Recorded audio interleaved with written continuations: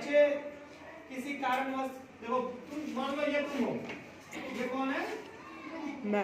हाँ तुम हो, यू लिख देता हूँ मतलब तुम हो, ठीक है। और ये तुम्हारे आसपास के एरिया है, मतलब एरिया मतलब किसी आसपास के एरिया में तुम्हारा स्कूल है, तुम्हारा घर है, तुम्हारी जिंदगी घूम रही है, ठीक है। इस बीच में कहीं स्ट्रेस है, क्या है? स्ट्रेस। कहीं पे एंजाइटी है, मतलब थकान, ठीक है। पढ़ाई लिखाई है, स्कूल है, घर की जिम्मेदारियां हैं, ब्लड आ रहा दोस्त यार के बीच में अपनी कहानियां, फिर लड़ाई झगड़े हैं, फिर गुस्सा है, फिर एग्जाम का प्रेशर है, फिर याद करने का क्वेश्चन आंसर है, टेंशन है, ये है वो है, ठीक है। इन सभी चीजों को एक अकेला तुम मैनेज कर रहे हो और तुम मैनेज कर रहे हो, ठीक है। तुम मैनेज कर रहे हो, तुम्हारा दिमाग घुटना तो नहीं है? No sir. तो तुम्हारा ब्रेन मैनेज करते करते कभी थक जाते हो, कभी कभी क्या होता है मायूस हो जाते हो, कभी कभी बॉडी थकान देने लगता है, कभी कभी टेंशन होने लगता है, छोड़ दूं गिव अप कर दूं। उस टाइम पे मोटिवेशन काम करता है, फिर मोटिवेशन देना पड़ता है। अब मोटिवेशन जब मिलता है इसमें क्या होता है, इसमें आइडियाज होता है, इसमें आइडियाज होते हैं, ठीक है। मोटिवेशन में बहुत सारे आइडियाज होते हैं जहां से आपको क्लिक करता है, ये मेरे लिए, ये मेरे लिए। जब आपको लगता है मैं हार रहा हूँ, मैं जीत नहीं सकता हूँ, फिर एक मोटिवेशन आप देखते हो, फिर आपको पुराने दिन याद होते हैं जब आपने शुरुआत किया था, जो आप पहली बार पढ़ने के लिए आए थे, आपके पास कोई सपना था और आपके पास कोई ना कोई रोड मैप था। जब तक आपके पास रोड मैप नहीं था आप पढ़ने नहीं आए होंगे, क्योंकि आप किसी भी चीज की तैयारी करेंगे, अगर आप एग्जाम दे रहे हैं तो आपको पता है एग्जाम क्यों दे रहे हैं। एक रोड मैप होता है कि मैं इस क्लास में पढ़ूंगा, मैट्रिक तक चला जाऊंगा, इंटर कर लूंगा, ग्रेजुएशन कर लूंगा, ये करूंगा, वो कर लूंगा, ये बन जाऊंगा, ऐसा हो जाएगा, वैसा हो जाएगा, ठीक है। इस तरह के रोड मैप होते हैं लोगों के पास। जब इसी रोड मैप के दौरान रियलिटी सामने आती है, रियलिटी सच्चाई सामने आएगी। सच्चाई क्या है? एग्जाम दोगे फेल कर जाओगे। अब यहाँ पे एंजाइटी होगा, थकान होगा, टेंशन होगा, लगेगा 2 दिन चलो सब 5 साल नहीं पढ़ा होगा, या फिर आप क्वेश्चन से याद करते हो, क्वेश्चन से याद नहीं हो रहे हैं, 40 से ज्यादा नंबर नहीं आ रहे हैं, 50 से 40 आ रहे हैं, 40 से 1000 आ रहे हैं, बहुत सारे टेंशन होंगे। रियलिटी यही है, यहाँ से आप शुरुआत किए ना सक्सेस है, बट इस सक्सेस के पीछे बहुत बड़े बड़े खाई है, फेल से खाई है, प्रेशर भी खाई है, टेंशन भी खाई है। तो ये रास्ता आपका, इन रास्ते में आपके रिश्तेदार भी कहीं बैठे होंगे, बताने वाले दोस्त बैठे होंगे, आप पढ़ाई कर रहे हैं, स्ट्रगल कर रहे हो, इसी बीच में दोस्त का लिया मुझे ले भैया, वहां भयंकर टेंशन आपके दिमाग में, ठीक है। डायलॉग भी शर्मा जी की बेटी ये कर गए, गुप्ता जी की बेटी वो कर गई, ठीक है। अब टेंशन हो रहा है, तुम्हारा चच्चा बेटा 10th में फर्स्ट डिवीजन से पास कर गया, और तुम जो है 9th में प्री बोर्ड एग्जाम में फेल कर गए, 10th के प्री बोर्ड में, 10th एग्जाम से पहले ही फेल कर गए, या स्कूल एग्जाम फेल कर गए, तो वहां टेंशन। तो उस टाइम पे बच्चा बहुत मायूस हो जाता है, स्टूडेंट मायूस हो जाता है, उस टाइम पे उसको मन नहीं लगता, उसको खाने पीने में मन नहीं लगता, सेहत नहीं बनता, उसको मजा नहीं आता, तो किसी फंक्शन में ले जाओ चुपचाप बैठा रहेगा, तो अंदर से वो टेंशन में रहता है। ऐसे वक्त में उसे चाहिए सही गाइडेंस। सही गाइडेंस के लिए एक मोटिवेशनल स्पीकर की ही जरूरत नहीं है, बल्कि टीचर भी मोटिवेशनल स्पीकर होते हैं बेहतरीन। समाज के कोई इंसान हो सकते हैं, आपके पिताजी हो सकते हैं, अपनी माँ हो सकती है, बहुत हो सकता है, भाई हो सकता है। बेहतर चीज है परिवार से मोटिवेट करें, ज्यादा बेहतर परिवार के बच्चों को ज्यादा समझते हैं। एज ए टीचर हम अपनी रोल निभा रहे हैं, हम भी मोटिवेशन में क्या होता है? आइडियाज होता है। अब क्या आइडियाज होता है? आइडियाज ये होगा कि एक्चुअली में आप फेल करोगे, 9th के 10th के प्री बोर्ड में फेल, सपोज करो 10th के प्री बोर्ड में तुमने फेल किया, एग्जाम से पहले जो एग्जाम स्कूल में लिया था उसमें तुम फेल कर गए। अब तुम्हारा मोटिवेशन पूरा डाउन है, 1 महीने बाद एग्जाम होगा और एग्जाम में मैं फेल कर जाऊंगा। ऐसे टाइम में तुम्हें मोटिवेट करके तुम्हें ये बताए जाएंगे कि तुमको कैसे अपने आप को संभालना और किन किन टॉपिक को कर लो, पास करना। एक आइडियाज होगा, उसमें मोटिवेशन में आइडियाज भी होगा।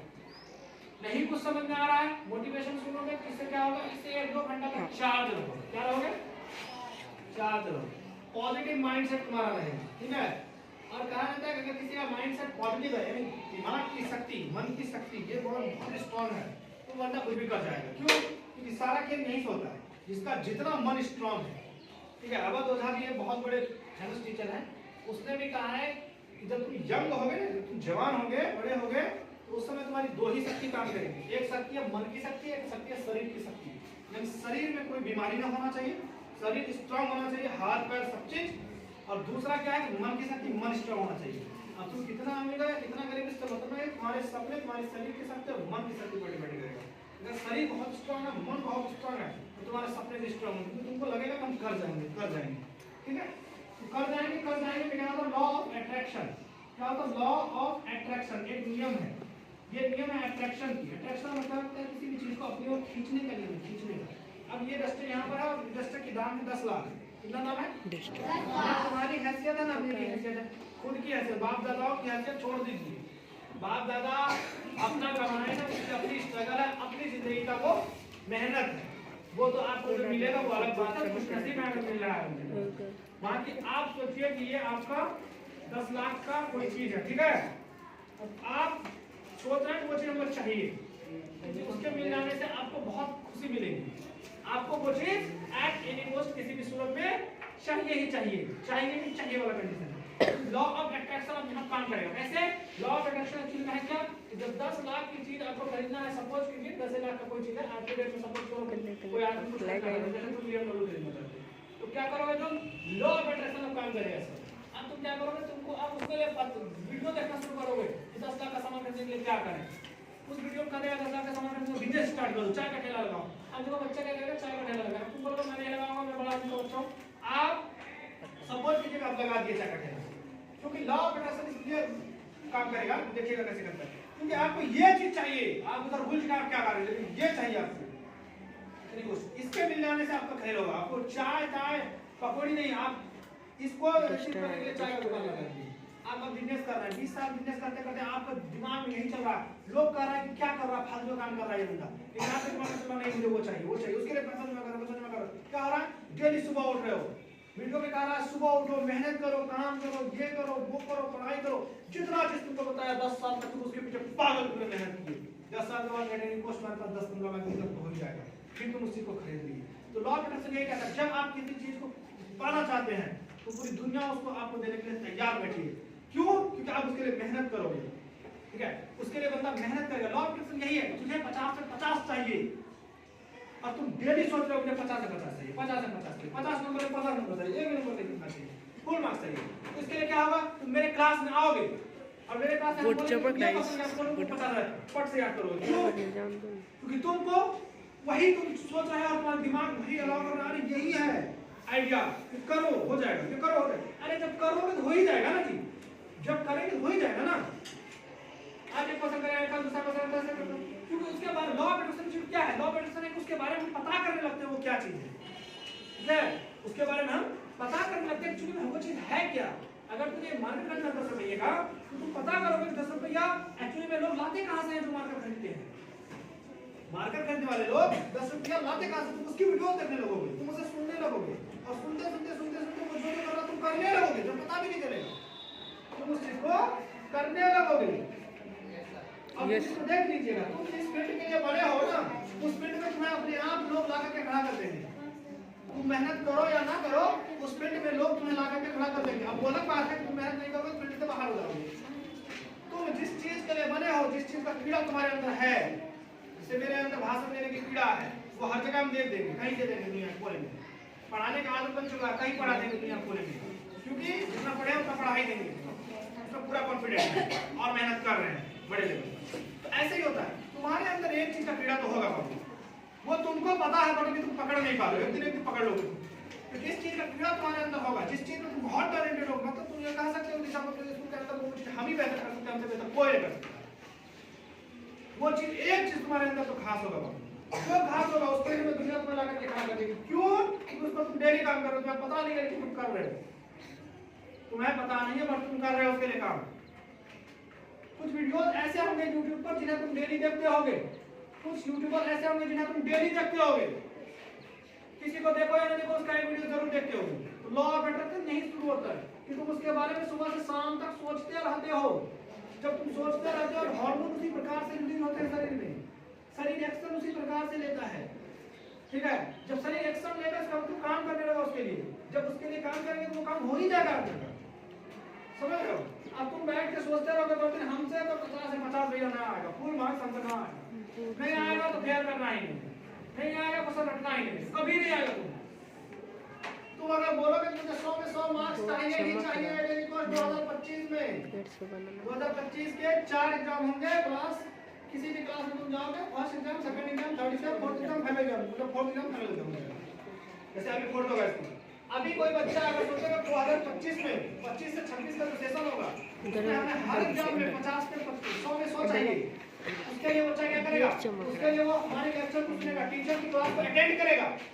टीचर की क्लास को जब वो जाएगा, वो मोबाइल खोलेगा या किसी से भी पूछेगा, उसे बताया जाएगा कि आप स्कूल पढ़ने जाइए, क्लास में प्रेजेंट रहिए, लेक्चर को सुनिए, कॉन्सेप्ट क्लियर कीजिए। तो बच्चा वहां देखेगा और ये है हमारा क्या 100 मार्क्स और ये तुम हो, देखो तुम कैसे पहुंचोगे इसमें, लो बेटा से तुम कैसे यहां पहुंचोगे। देखो तुम पहले यूट्यूब वीडियोस देखोगे, आज के डेट पे इतनी अवेलेबल है, सबके हाथ में मोबाइल, सब बच्चा देखता, कोई इनकार नहीं कर सकता।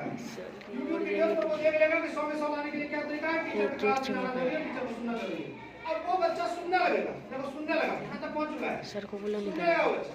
अब सुनते सुनते फिर जाएगा टीचर की क्लास, सुनते सुनते फिर टीचर बोल देगा फेल करो, फेल क्या हो रहा है, एग्जाम में आसानी होगा, पढ़ते वो फेल कर लिया। जो बच्चा नहीं पढ़े होगा फेल कर लिया है। अब टीचर बोलेंगे ऑब्जेक्टिव याद कर लो, ऑब्जेक्टिव याद करके वो बच्चा 70 मार्क्स क्यों कर लिया है, 60 का मोडेल जाए 70 कर लिया उन्होंने, 20 का शॉर्ट मिस कर रहा है। अब टीचर बोलेगा शॉर्ट में 10 कर लिया, मान लो 10 कर लिया, 10 करने के बाद क्या हुआ, 10 में से 8% फंसा, 2 नहीं फंसा, लॉन्ग का भी 10 कर लिया, 8% में 2%। पहला एग्जाम में 96 95 तक वो बंदा पढ़ चुका है। अब उसका कॉन्फिडेंस अलग ही लेवल पर है, वो 100 में 105 वाला है, पायलट का कॉन्फिडेंस है उसका, पायलट की तरह मेहनत करेगा कहीं जाके, उसे रोड मैप तैयार है, उसको पता चल गया कैसे पहुंचना है वहां तक, उसे पता चल गया कैसे पहुंचना है वहां तक। तो इसलिए आपको जिद्दी बनना पड़ेगा और आपको रोड मैप पता होना चाहिए। कोई भी काम कर रहे हैं कैसे करना है ये पता होना चाहिए। और लाइफ का रूल है कि डायरेक्ट सक्सेस नहीं मिलेगा। यहाँ से मुझे सुमन पॉइंट तक पहुंचना है, सुमन को मान लो वो पॉइंट है जहाँ पर सक्सेस रखी हुई है, ऐसे नहीं यहाँ से डायरेक्ट पहुंच जाओगे, फेल करोगे, नीचे गिरोगे, स्ट्रेस होगा, बहुत सारे प्रॉब्लम्स आएंगे। उन सभी चीजों को मैनेज करना, एक बेहतरीन इंसान उसी को हम मानते हैं जो अपने आसपास के सारे एनवायरनमेंट में बैठे, आसपास के सभी एनवायरनमेंट में जितने एनवायरनमेंट उससे रिलेटेड है, जितने एनवायरनमेंट उससे चिपकेगा वो सभी एनवायरनमेंट में फिट बैठे। ऐसा नहीं है कि क्लास का टॉपर है और विराट में गए चोमू बन के बैठे हुए हैं, वहां भी आपको टॉपर बनना पड़ेगा। यही वजह है कि क्लास के टॉपर अक्सर बेरोजगार घूमते हैं, क्योंकि क्लास के टॉपर को लगता है कि मैं सिर्फ और सिर्फ सरकारी नौकरी के लिए बनाऊं। नहीं यार, सरकारी नौकरी इस दुनिया में सरकारी नौकरी है, यहाँ पे तो पार्ट है, पूरी दुनिया खाली पड़ी है। तो अपना बॉक्स, ये जो बॉक्स है दिमाग, कहते हैं think out of the box. हम ऐसे नहीं बोलते think out of the box, box से बाहर सोचो नहीं, think like there is no box, ऐसा सोचो वहां पर कोई बॉक्स नहीं है, तो पूरी दुनिया खाली पड़ी है। इसलिए आपको सोचना पड़ेगा पॉजिटिव माइंडसेट बहुत जरूरी है। जो बच्चा पढ़ने में कमजोर है वो क्लास में आके दुबक के बैठा है, दुबकना नहीं है यार, फ्रंट में बैठो तुम खुल करके, बैठने से इनकार नहीं है, तुम्हें बेंच पर बैठने से कोई टॉपर और फेलियर नहीं है। एग्जाम की कॉपी लिखने के बाद रिजल्ट में मिलता, वहां तुम कम नंबर वाले हो ज्यादा नंबर वाले हो। इसलिए कहा जाता है यंग एज में आप पहुंचेंगे, दो चीजें आपका बहुत काम आएगा, पहला मन की शक्ति, दूसरा शरीर की शक्ति। शरीर अगर स्ट्रांग नहीं है तो स्ट्रांग बनाइए, दूसरा मन की शक्ति मतलब मन को स्ट्रांग बनाइए। ये दो चीजें अगर स्ट्रांग रहेगा तो आप आगे बढ़ेंगे, वरना परसेंटेज काम नहीं आने वाला, ये अवध जैसा दिखा। और बिल्कुल सटीक बात का, अगर परसेंटेज काम आता तो एमबीए वाले चाय का ठेला ना लगाते हैं, क्या एमबीए चाय वाला फेमस नहीं होता है, इसलिए एमबीए चाय वाला, बीएससी वाला, वो वाला इंजीनियरिंग वाला, ठीक है। इसलिए मन की शक्ति और शरीर की शक्ति, आप अभी बच्चे, आपको दो ही चीज खत्म करना है, क्या करना है, शरीर की शक्ति और मन की शक्ति, ठीक है। इसीलिए बौना आदमी, तेईस आदमी सब आईएएस ऑफिसर बन जाता है, के चलने वाला से पैर नहीं है तो क्यों, मन की शक्ति इतना स्ट्रांग है, उस बंदे ने मान लिया है पैर नहीं है, क्या हम जंप हो गया। और दूसरी बात, अगर एक पेपर में आपका क्रॉस लग जाए, बैक लग जाए, या एक पेपर में फेल कर गए तो हताश नहीं हो जाना, वो सिर्फ एक पेपर है, हताश होकर गिरना नहीं है, उनका अपने आप को संभालना है। कहते हैं बुरे दौर में इसने अपने आप को संभाला वही मजबूत है। खुशी अच्छे दौर में हर कोई मुस्कुरा सकता है, बुरे दौर में मुस्कुराने वाले को खतरनाक समझा जाता है, क्यों, अंदर से मजबूत है बंदा। अब कोई बात सर ऐसा हो गया, सर वैसा हो गया, सर ये हो गया, तो तुम बड़ी पर्सनालिटी नहीं बनोगे बाबू। बड़ी पर्सनालिटी वो बनेगा जिसको 10 तरह की चीजें मैनेज करने आना चाहिए। बड़े आदमी के कंधों पे 10 तरह की जिम्मेदारी एक टाइम पर होता है, 10 को मैनेज करना पड़ता है, और 10 को मैनेज करने वाला बड़ा होता है, वरना छोटा कौन होता है, वो मैनेज ही नहीं कर पाता। दुनिया सबको मौका देगी, एक ना एक दिन आपका होता है। कहा जाता है कि दुनिया में जितने भी काम कर रहे हैं, दुनिया गोल कहा जाता है, दूसरे गोल नहीं है हमारे हिसाब से। दुनिया गोल हो सकता है, आप बोले हाँ दुनिया गोल तो हो सकता है, आप भी बोलिए, हम थोड़ा सा आपको समझ रहे हैं। दुनिया गोल है, कहा जाता है आप जो भी करेंगे वो आके आपसे टकराएगा ही।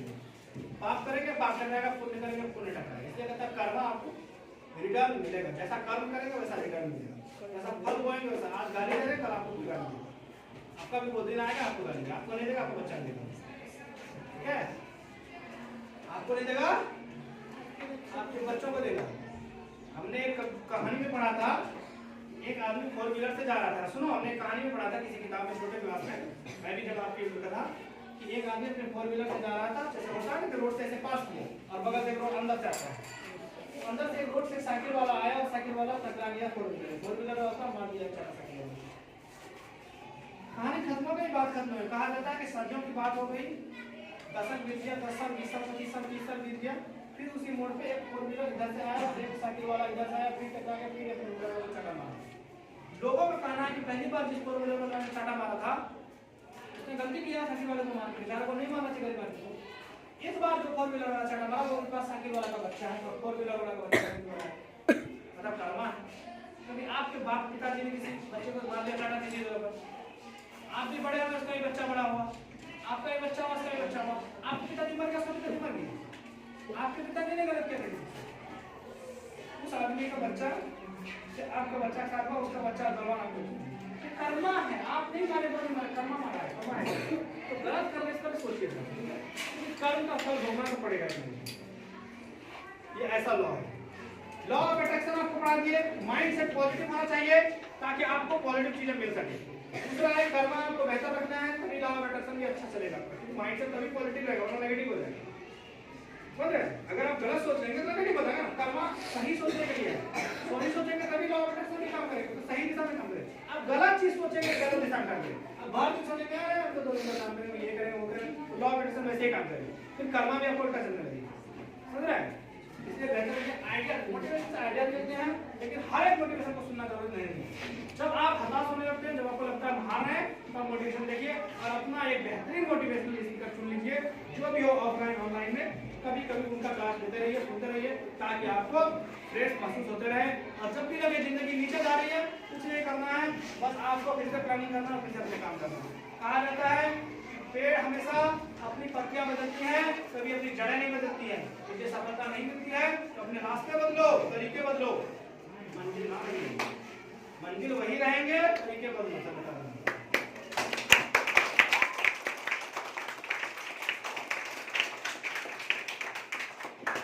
ठीक है, आज से पॉजिटिव सोचना है। Yes sir,